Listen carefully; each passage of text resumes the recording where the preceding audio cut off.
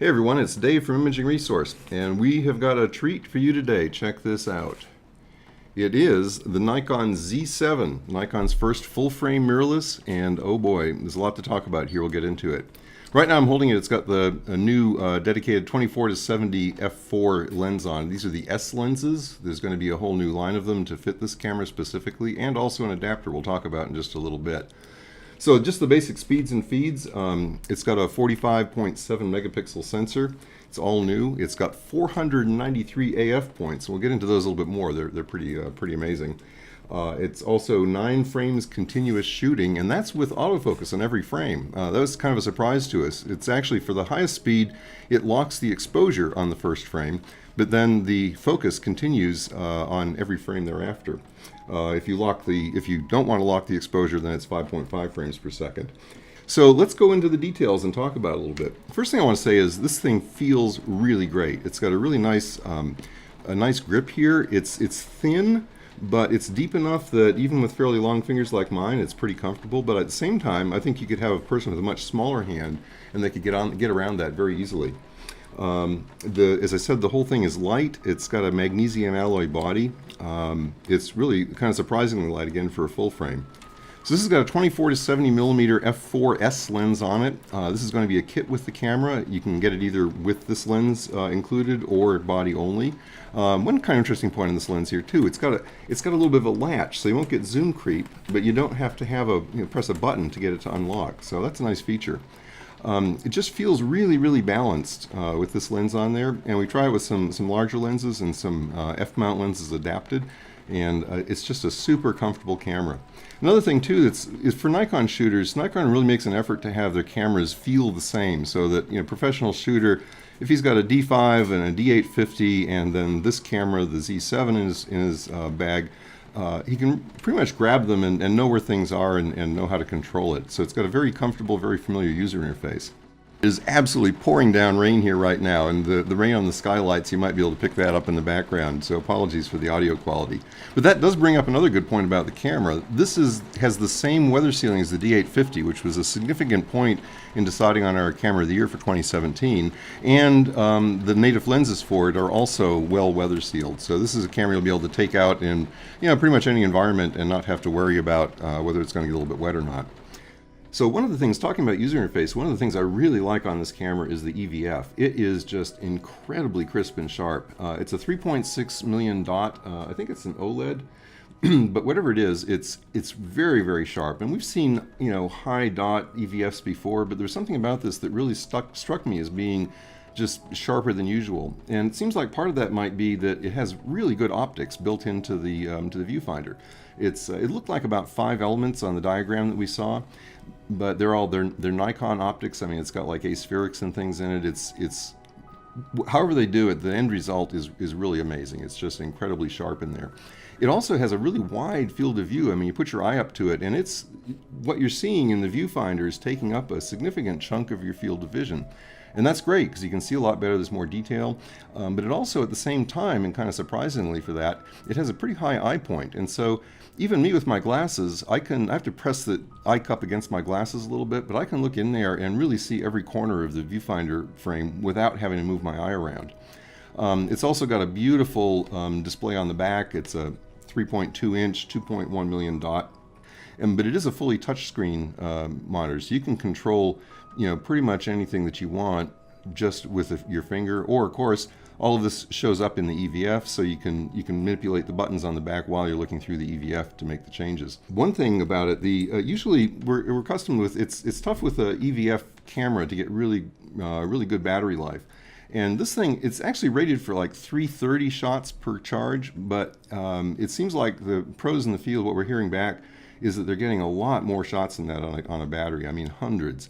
And part of that might be that there's this control on the side here, and that lets you put it into a mode where it turns off the rear panel LCD unless you're specifically asking for a menu to be displayed or something like that.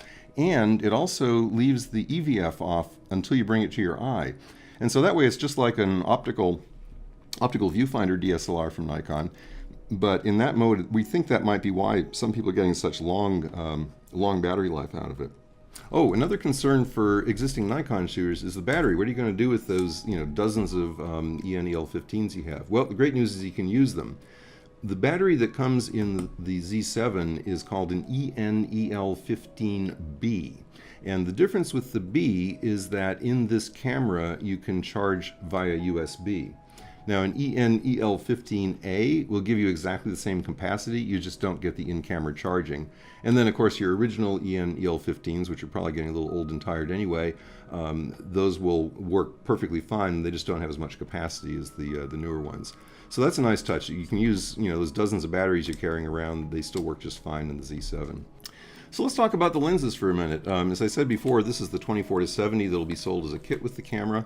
One interesting thing about these S-series lenses, which is what they're calling the lenses for the Z mount, is they have a control ring back here that can be multifunction. By default it'll do focus, but you can also have it do set the aperture or adjust the exposure compensation. So that's kind of cool. It's controllable by a custom settings menu. And one thing that stands out immediately when you look at this thing is the lens flange is huge. It's a 55 millimeter diameter inner dimension on that, and that has some important consequences I'll talk about in just a moment. It also has a very, very short, very shallow flange depth. It's only 16 millimeters from the front of the flange to the front of the sensor.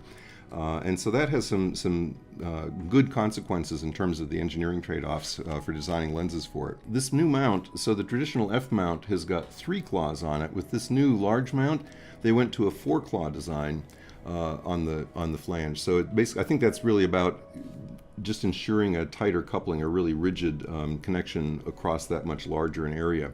So it's going to come the 24-70. Also announced and available in a similar time frame will be a 35 millimeter f1.8, and announced but not available until a little bit later, I think November, there's going to be a 50 millimeter f1.8. I mentioned the very wide flange here, and that was I think that's really significant in that Nikon didn't just decide they're going to take a mirror out of an existing f mount and then stick a shorter flange on it. What they did is they really decided that, look, this is going to be the next generation of Nikon. This is like, they like to say, maybe the next 100 years. So they realizing the importance of that, they started from a clean sheet of paper and they said, what size should the lens flange be and where should it be mounted?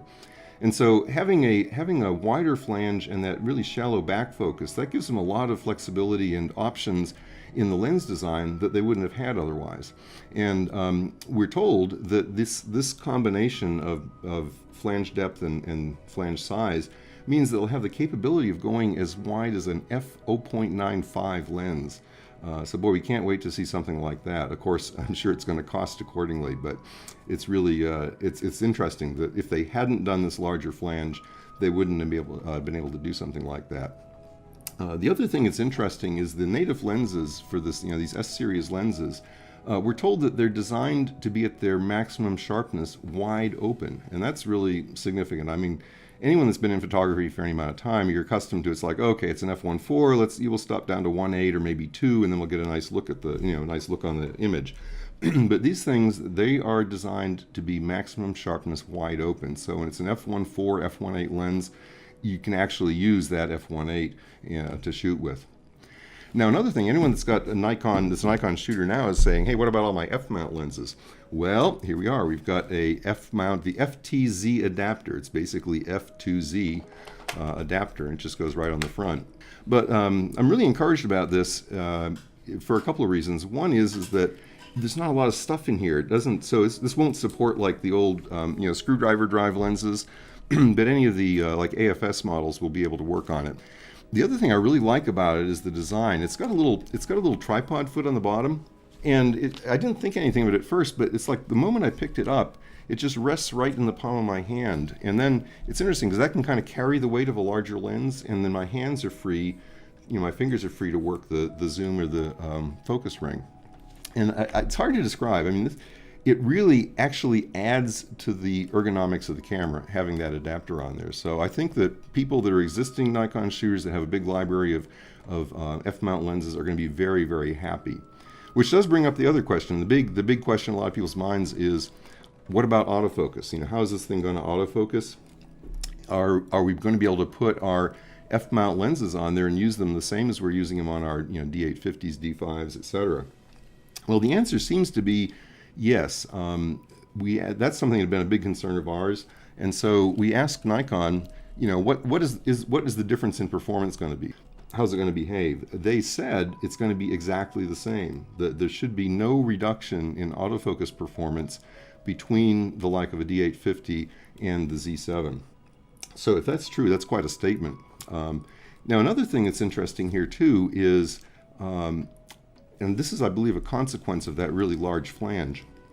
And again, I don't know how it plays out with the f-mount lenses, but having such a large flange, you can get light rays into the sensor from a lot more angles, or a lot wider angle. And what that means is that their phase detect autofocus points can cover a lot more of the sensor surface. So there's 493 AF points. But the significant thing is they cover 90% of the frame, 90% vertically, 90% horizontally. I mean, your subject can go pretty much anywhere in the frame, and this camera is going to be able to track it. We actually were having a conversation the other day, and one of us said, well, gee, do we really need to, I'm not going to put a subject out in the corner of the frame. Is that really important? But what I think is that, I'm not a great shooter. I'm not a great shooter of any kind, but especially when it comes to sports. And so, pro sports shooter's there, and he's at 400 millimeters, and he's got the guy's face in the center of his frame. Me, I'm at 150 millimeters. I'm trying to keep the player in the field, the player in the screen. What I think this is key about this, or one of the things that's key about this very wide AF area, is that the camera can track. So, a duffer like me, if I'm shooting and the player, the subject I'm shooting ends up, wandering to the edge of the frame and then back again, the focus will be able to track it. So I may not shoot it when it's way out in the corner, but the camera can be tracking it so I don't lose focus. And when it comes back in and I get the framing I want, the camera's right there with me. And so also in focus, it's a hybrid autofocus system all the time, whether for still or videos. And that means it's got phase detect contrast points all across the sensor, and it also does contrast detect. And what was interesting to me, so usually phase detect autofocus on a camera that's got the on-chip phase detect points, it doesn't get you all the way there. It gets you kind of close, and then contrast detect has to take it the rest of the way. What is interesting, what Nikon told me with this, is that it uses contrast detect if it has to, but that many times it will go all the way to the final focus with just phase detect.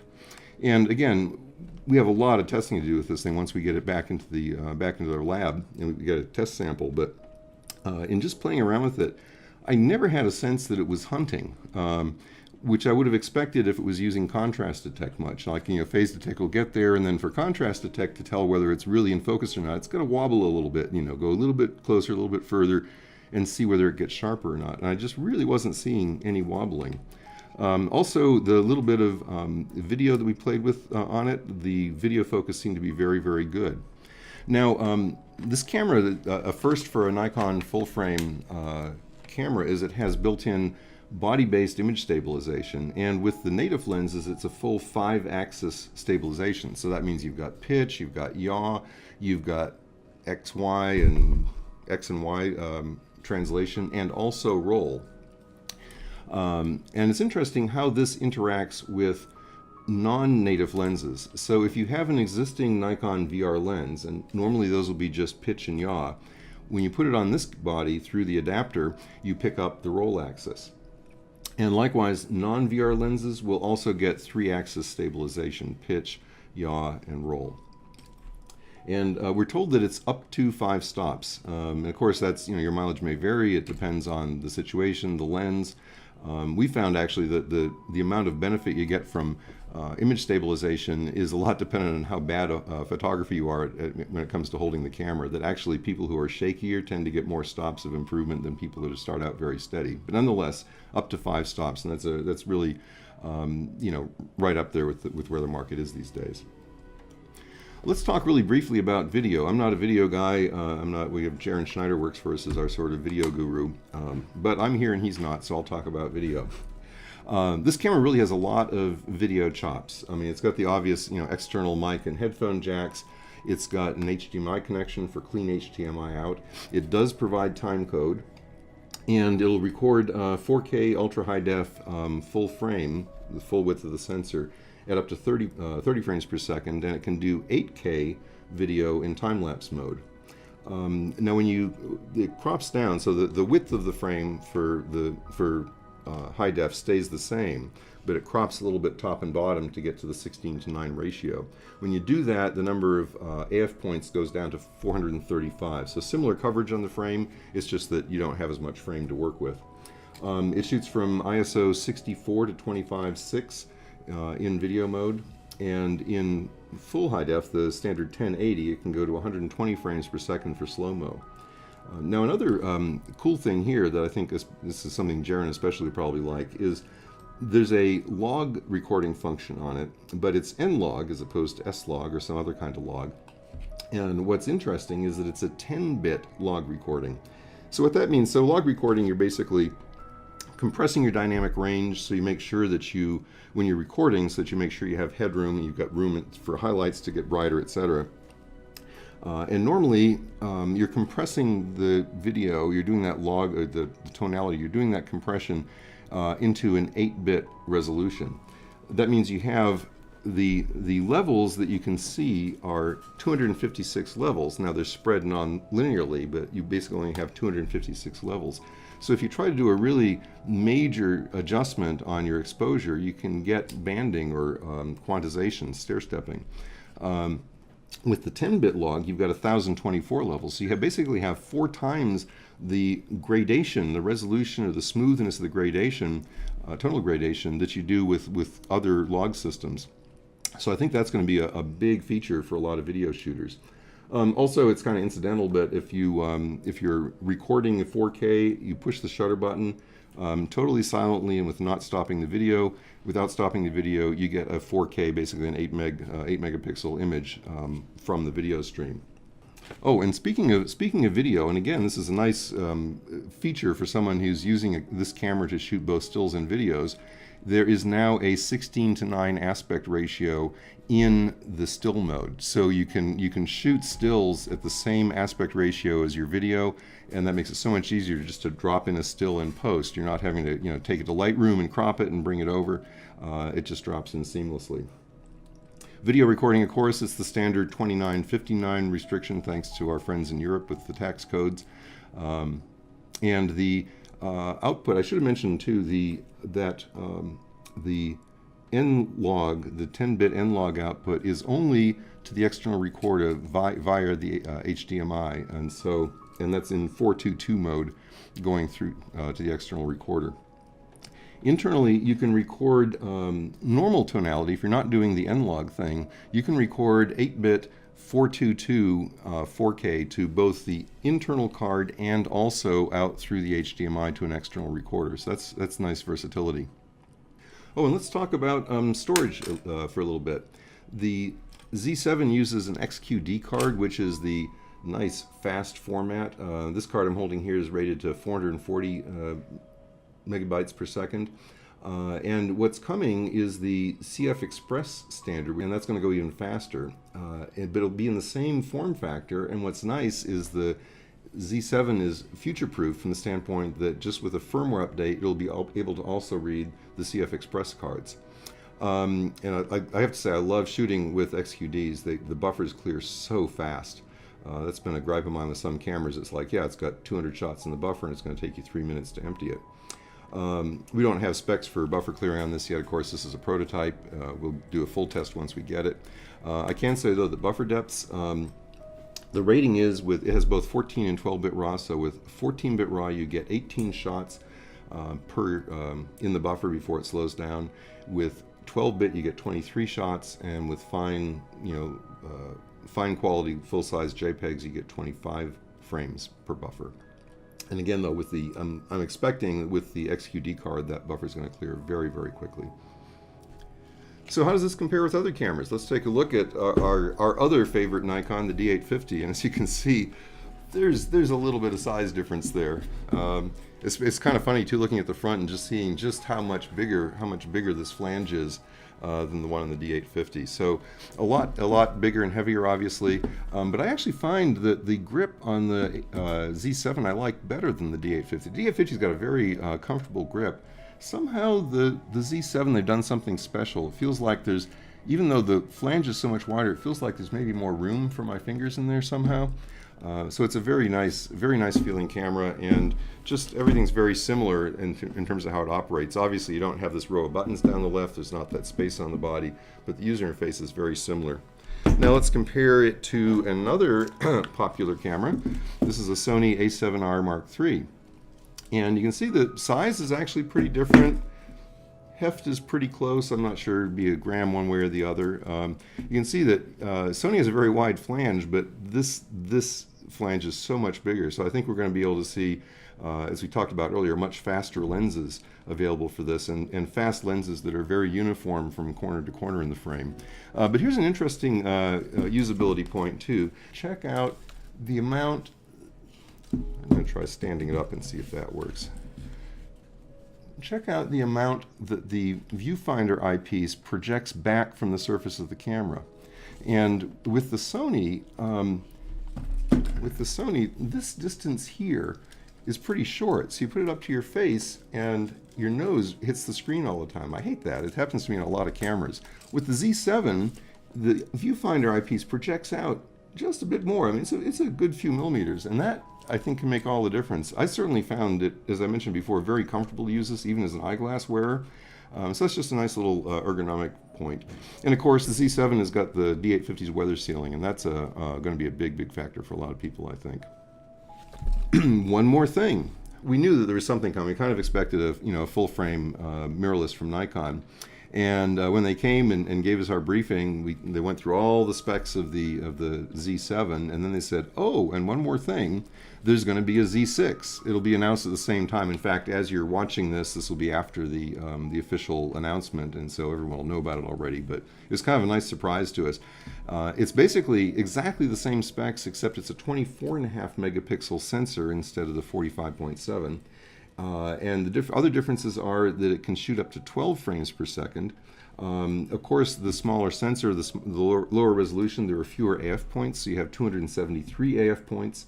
And also, when you're shooting video, the 4K video full frame is basically pixel for pixel. It's basically the width of the sensor and those pixels. That's the width of the video. I think that pretty much wraps up what we're able to talk about right now with it. As I say, there's a lot of other things to talk about. We'll cover that in our review as we, once we get a hands-on sample in-house. We're going to be putting the autofocus through its paces. That's going to be a huge item of interest for many people. But to hear Nikon say that there should be identical performance on a lens-by-lens basis to existing DSLRs is really an extraordinary statement. So this, I think I can confidently say, this is what Nikon shooters have been waiting for a long time, and I think there's going to be a huge pent-up demand for it. Well, thanks for staying with us and looking at this. Let us know in the comments below what you think. If you've got questions, you can post them there, or come on over to our product page for the Z7, and we'll monitor that and try to answer any questions people have about it. We know there's going to be a lot of interest in this baby. Just can't wait to get one back and have our hands on it for a while. Get your orders in early.